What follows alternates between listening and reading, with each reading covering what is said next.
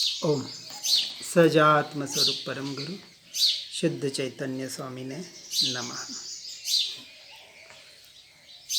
श्री उपदेश शुद्ध सार जी गाथा 237-38 में बता रहे हैं,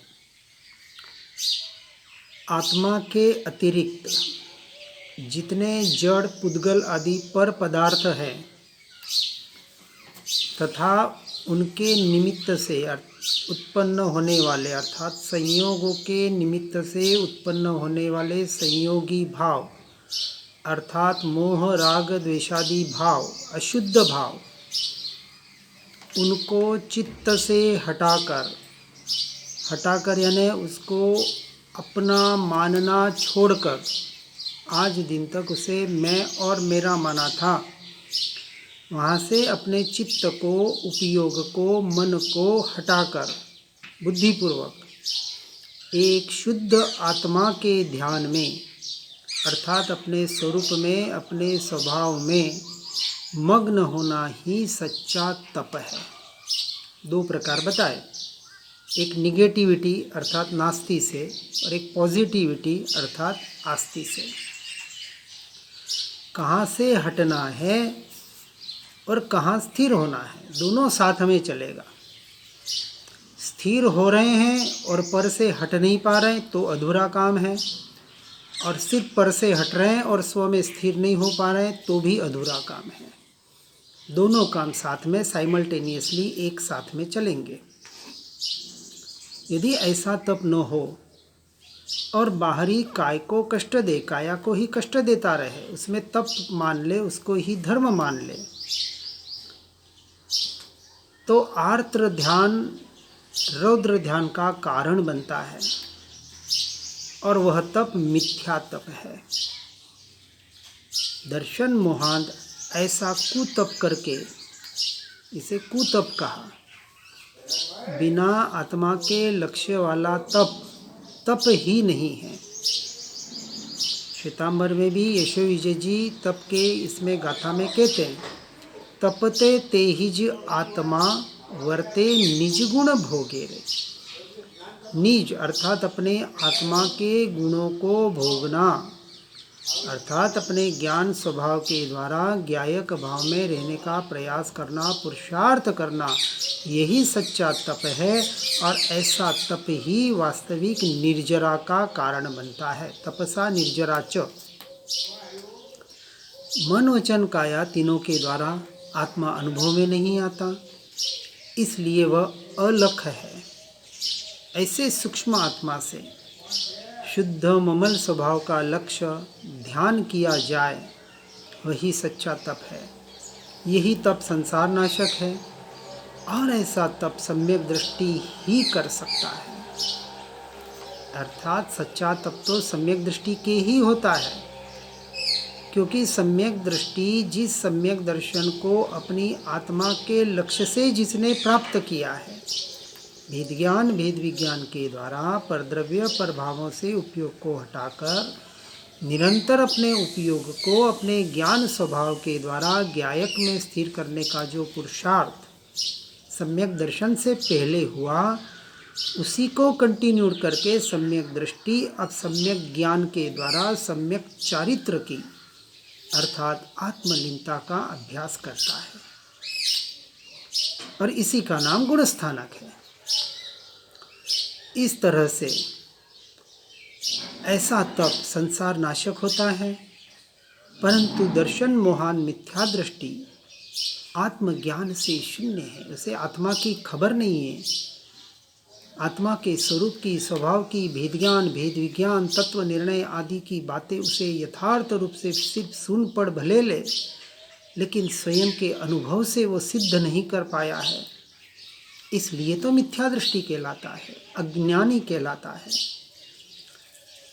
और वह बाहरी क्रियाओं से, बाहरी काय क्लेश रूपी तप से, व्रत जप तप ध्यान आदि मात्र बाहर की क्रिया को तप मानकर संसार में ही भटकने का कार्य करता है।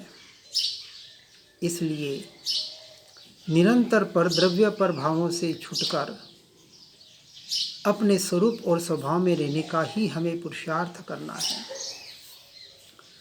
अज्ञानी जीव ऐसे भाव से वैराग्य करता है कि यह सब क्षणिक है, सांसारिक उपाधि दुखरूप है। ऐसा बाहर का भाव से, बाह्य भाव से तो छूटता है और उसके नाम पर घोर तप करता है, शरीर को कष्ट आदि देता है, आतापना आदि लेना, भूखे रहना आदि।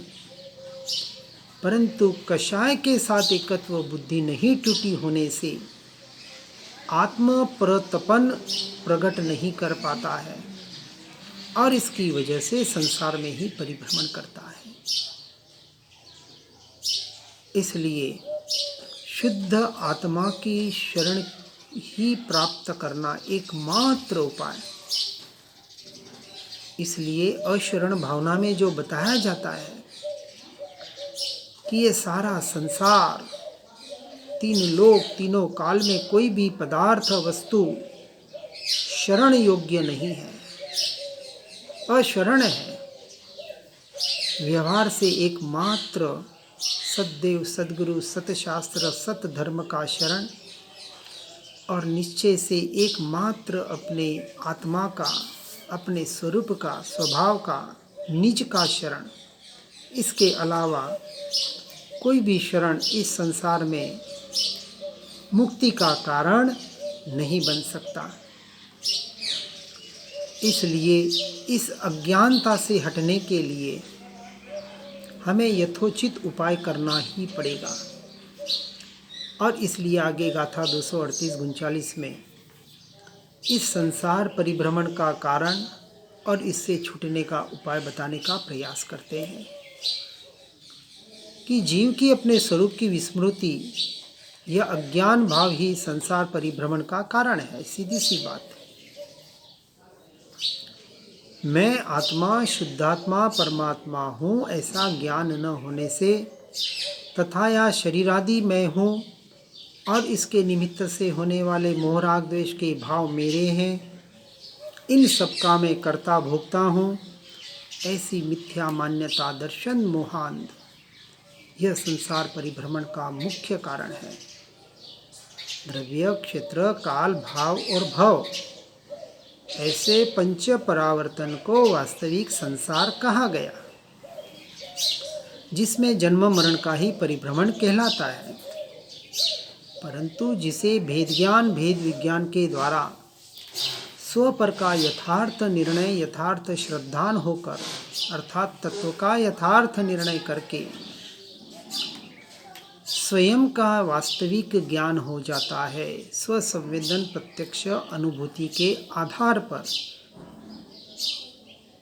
अपने स्वयं के अनुभूति निर्णय के आधार पर, सिर्फ सुना पड़ा हुआ के आधार पर नहीं, वह सम्यक दृष्टि ज्ञानी कहलाता है और वह जानता है कि शरीर आदि से भिन्न में एक अखंड अविनाशी चेतन तत्व भगवान आत्मा हूँ। ये परद्रव्य, पर भाव मैं नहीं और मेरे नहीं, मैं ध्रुव तत्व शुद्धात्मा ही हूँ और पर्यायी परिणमन संसार सब असत है, क्षणभंगुर है, नाशवान है, ऐसा उसे दृढ़ श्रद्धान हुआ है। और इस श्रद्धान के आधार पर, अब श्रद्धान हुआ, ये कैसे निर्णय करें? तो श्रद्धान के आधार पर अर्थात उस निशंकता के आधार पर वह जीव निर्भय हो जाता है, सातों भयों से रहित हो जाता है, मरण के भय से रहित हो जाता है। कभी बाहर से भूल चूक से, चारित्र मोह के उदय से भयभीत हुआ दिखाई भी दे, परंतु मान्यता में पक्का टंकोत्कीर्ण निर्णय जो श्रद्धान हो चुका है कि ये मेरा स्वरूप नहीं, मेरा स्वभाव नहीं, इस आधार पर उसे निर्भयता कहा गया है। और ऐसे निर्भयता के आधार से वह जीव नियम से निसंग हो जाता है। किसके लिए? असंग दशा को प्राप्त करने के लिए। असंग और निसंग दो शब्द आते हैं। असंग ये मूल स्वभाव है, क्योंकि आत्मा सिद्ध स्वरूप होने की वजह से निश्चय से असंग ही है। उसे किसी संग की जरूरत तो नहीं है और है भी नहीं उसे भी किसी का संग। अपने स्वयं के गुण पर्याय के अलावा मुझ आत्मा में कुछ है भी नहीं, किसी का संग हो भी नहीं सकता। ऐसा मूल द्रव्य जो असंग ही है, परंतु उस असंगता को प्राप्त करने के लिए इन पर द्रव्य पर भावों से निसंग होना पड़ता है, छूटना पड़ता है। इसलिए ज्ञानियों की आराधना एकांत में सत्संगियों के साथ सर्वसंग परित्याग अर्थात संसारियों के संग का संपूर्ण परित्याग करके ही होती है। इस बात को बराबर समझने का प्रयास करना है। इसलिए जो गुणस्थानक 5वें 6ठे की अपेक्षा से बताया गया, अब वो जल्द से जल्द इन संसारियों से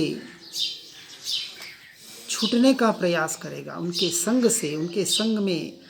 इसलिए कहा असत्संग और असत प्रसंग, दो प्रकार के, अशुभ और शुभ, दोनों से छूटकर एकमात्र अपने शुद्ध स्वरूप की साधना के लिए ऐसे सत्संगियों के साथ रहकर, स्वाध्याय और सत्संग में रहकर अपने सत स्वरूप आत्मा का संग करने का निरंतर प्रयास और पुरुषार्थ करेगा। ये सम्यक दृष्टि का समझना कि सम्यक दर्शन हुआ कि नहीं हुआ, ये 3 लक्षण यदि अपने में है तो समझना हो गया, किसी को पूछने की जरूरत नहीं है। बस एकमात्र अब सम्यक चारित्र पे जोर देना है कि मैं ज़्यादा से ज़्यादा अपनी आत्मा में रमणता कैसे कर सकता हूँ, आत्मस्थिरता कैसे कर सकता हूँ। इसलिए मुक्ति की ओर बढ़ने वाले के लिए अर्थात मोक्ष को पर्याय में प्रकट करने के लिए इस अवस्था को विशेष रूप से ध्यान देने की जरूरत है, इसमें आगे बढ़ने की जरूरत है। परंतु मिथ्या दृष्टि दर्शन मोहांध को अपने स्वरूप का ज्ञान यथार्थ श्रद्धा नहीं होने की वजह से वह शरीर, धन, परिवार इस रूपी संसार में अपनापन करके, मैं मेरापना करके शंकित रहता है, भयभीत रहता है, विषयों से, मोह माया से बहुत राग करता है और ऐसे क्षणभंगुर संसार की पर्यायों में, उनकी अवस्थाओं में भटकता रहता है। वह जाति, संप्रदाय, व्यवहार आदि पक्षपात से बंधा रहता है, समाज के बंधनों से बाहर नहीं निकल पाता है। सच्चा मुमुक्षु कहीं बंधनों में रहेगा नहीं, एकमात्र अपने आत्मा के बंधन के अलावा सारे बंधनों से छूट जाएगा। यदि कहीं कोई बंधन में रह रहा है तो समझना वो अपने स्वयं का घात कर रहा है। कहीं न कहीं हम निश्चय के मार्ग में भी ऐसे बंधनों में और ऐसे क्रियाओं के जड़पने में ऐसे अटक जाते हैं और लगता है कि हम कहीं न कहीं सही मार्ग पर चल रहे हैं, अपने आप को धोखा दे देते हैं। इसलिए यहाँ कह रहे हैं ज्ञानी अज्ञानी का संसार के प्रति क्या दृष्टिकोण रहता है, तो गाथा 240 से 42 में बता रहे हैं कि ज्ञानी संसार के प्रति उदासीन और विरक्त रहता है। ज्ञानी को संसार की किसी वस्तु, कोई पद और स्वर्गादि आदि बाहर की किसी भी कामना वासना नहीं होती है। अब देखना अपने भीतर झांककर कि मुझे पद, प्रतिष्ठा, पर की महिमा आ रही है या अपने स्वपद की, स्वयं की महिमा आ रही है। इसलिए वह अपने में परिपूर्ण परमात्मा पद का धारी स्वयं भगवान आत्मा है, इससे निशंकित रहता है। अब सारे क्रियाकलापों से भी हट जाता है जो मात्र मत, कुल, संप्रदाय, परंपराओं के आधार पर बनी है। कुछ भी नहीं करता, स्पष्ट कह रहे हैं, अपने में शांत स्वस्थ और अपने स्वरूप स्वभाव के द्वारा अपने आनंद में मस्त रहता है। स्व में अस्त रहने का नाम स्वस्थ है और पर में जाने का नाम अस्वस्थपना है। यहाँ रोग निरोग की बात नहीं हो रही है। ये रोगी और निरोगीपना ये तो शरीर की अवस्था है, और स्वस्थ और अस्वस्थ ये आत्मा की अवस्था है। व्यवहार से हम कह लें कि स्वास्थ्य कैसा है, चलो निरोगी है तो स्वास्थ्य अच्छा है। यहाँ तो कहते हैं भले निरोगी है और आत्मा का भान नहीं है तो अस्वस्थ है, बीमार है वो, क्योंकि ये मिथ्यात्व रूपी महारोग, इससे बड़ी बीमारी क्या होगी? यह अज्ञान दशा, इससे बड़ी बीमारी क्या होगी? विचार करना इसके ऊपर। इसलिए ऐसे अज्ञानपने से हमें बचने का निरंतर प्रयास और पुरुषार्थ करना है। अज्ञानी मिथ्या दृष्टि इंद्रिय विषय शारीरिक सुख के लक्ष्य से अनेक प्रकार के व्रत जप तप आदि बाहर क्रियाएं करता है। शुभ अशुभ क्रियाओं के आधार पर, पाप पुण्य के आधार पर उसी में धर्म अधर्म की स्थापना करके बंध का ही कारण बनता है। चाहे कितना भी तीव्र से तीव्र व्यवहार का धर्म कर ले, मुनि दीक्षा का पालन कर ले, तो भी तीनों लोक में, तीनों काल में, इस 14 राजलोक में कभी उस पंचम गति को प्राप्त नहीं कर पाता। ऐसे अज्ञानता से बचने के लिए हमें निरंतर प्रयास और पुरुषार्थ करना है। और यही महापुरुष भावलिंगी संत हमें पुकार पुकार कर कह रहे हैं। किसी क्रिया विधि व्यवहार का निषेध नहीं किया जा रहा है, अपेक्षा को समझने का प्रयास करना है। यदि आत्मज्ञान सहित देहात्म बुद्धि छुड़ाने के लिए, देहाध्यास छुड़ाने के लिए बाहर की सारी क्रियाएं बताई गई है, आहार संज्ञा, भय संज्ञा, मैथुन संज्ञा और परिग्रह संज्ञा, ये 4 संज्ञाएं जो अनादि काल से जीव के ऊपर लगी हुई है, इसको तोड़ने के लिए बाहर का व्यवहार बताया जाता है, जो साधना में सहायभूत है, साधन है। साध्य तो एकमात्र आत्मरमणता है, और साध्य के लक्ष्य से जो भी साधन होता है वो आपको तीव्र गति से साधना में आगे बढ़ाने का काम करता है। अपनी साधना यथार्थ परमार्थ साध्य के लक्ष्य से, अर्थात आत्मरमणता के लक्ष्य से हो तो हर साधन आपको उपयोगी है, कहीं ना कहीं सहायभूत है। इसलिए हमें इतना निशंकित हो जाना है। संकित के 8 जो लक्षण बताए उसमें पहला निशंकता बताया कि सारा ब्रह्मांड पलट जाए तब भी वह स्वयं नहीं पलटता। कहाँ से? मैं ही आत्मा, शुद्धात्मा, परमात्मा स्वरूप ही हूँ, अन्य में कुछ भी नहीं हूँ। पर द्रव्य पर भाव में अंश मात्र भी मैं और मेरापना वहाँ उसका अब नहीं होता। यह श्रद्धान। इसलिए इस बात को हमें गहराई से, सूक्ष्मता से, कोई ये कलरंजन, तनरंजन, मनोरंजन बात नहीं है। ये जनरंजन की बातें जो आज चल रही है धर्म के नाम पर, हमने देखा इसके ऊपर कि जनरंजन, कलरंजन और मनोरंजन 3 प्रकार के विपरीत परिणाम, संस्कार कैसे होते हैं और उनसे कैसे छूट सकते हैं। इनसे छूटना ही पड़ेगा। ये व्यवहार का कथन निश्चय के लिए बहुत उपयोगी है। इसको यथार्थ रूप से समझना है और यथार्थ रूप से समझकर अपने जीवन को उस आत्मा की दिशा में, और आत्मा की दिशा ही मोक्ष की दिशा है, अन्यथा कोई दिशा नहीं है मोक्ष की। जिसे मोक्ष चाहिए, मुक्ति चाहिए सदा के लिए, इस जन्म मरण रूपी दुखों से, इस पंच परावर्तन रूपी 84 लाख योनियों रूपी परिभ्रमण से जिसे मुक्ति चाहिए, उसे एकमात्र अपने आत्मा का ही लक्ष्य करके उसी में रमणता का प्रयास और पुरुषार्थ करना पड़ेगा। इसके अलावा दूसरा कोई उपाय हमारे पास तो नहीं है, और कहीं से मिले तो भले ले लेना।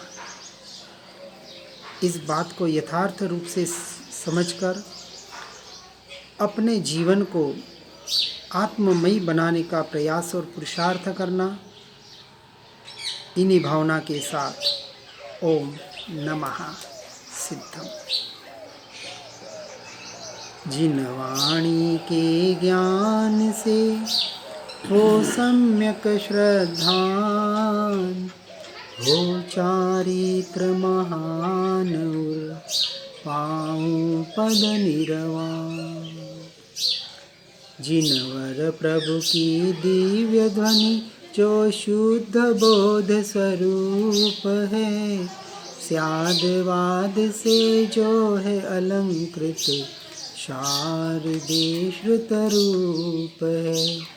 सिद्धांत गुण पर्याय चतु अनुयोग में विस्तार है, महिमामय जिन वाणी माँ को वंदना शतवार है, वंदना शतवार है।